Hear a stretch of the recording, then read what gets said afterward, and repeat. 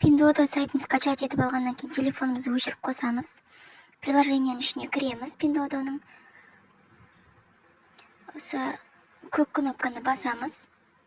Сол жерде жоғарғы жағына Қазақстан дегенді Google переводчиктен кіріп, русский китайский ауыстырып аласыздар. Перевод жасап, Қазақстанның переводын алып, қытайша.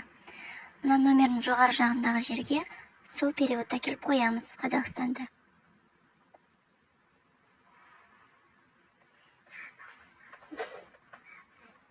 Астына номер телефондарыңызды жазасыздар. Қызылды басып, тіркелеміз. Қазір сіздерге сол номеріңізге SMS код келеді.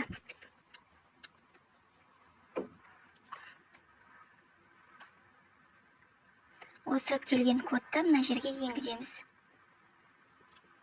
Осымен кіреміз. Міне сіздің номеріңіз тіркелді, кірдіңіз сайттың ішіне. Енді мынау домик тұрған, ол және сізге интересный жаңағы рекомендация солар. Мына жоғары жерде поискқа жазып, кез келген нәрсені қазақша немесе қытайша жаза берсеңіз болады. Мынау оң жақ қарай жүрген жерде жаңағы товардың обзорлары. Например, детский аяқ киімге кіреміз. Аяқ киімдер шығады. Оң жағындағы разделді бассаңыз, аяқ киімнің түрлері, тапочка, сланцы, кроссовки, осылай түрлері ішіне кіріп кете береді. Әр заттың ішіне обзор. Келесі, например, мына жерде посуда, мына чайниктің ішіне кірсек, ішінде түрлі посудалар шығады. Оң жақ қарай жүреміз.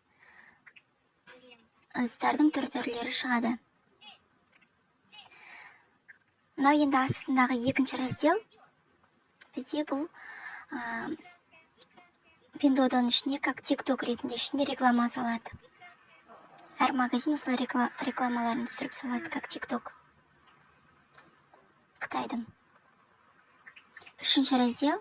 Бұл жерде скидкамен ұсынылып тұрған товарлар.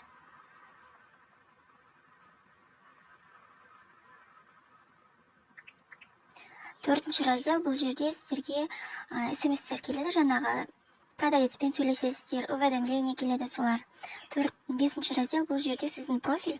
Мына жерде ертең келесі видеоларда үйретемін қалай карта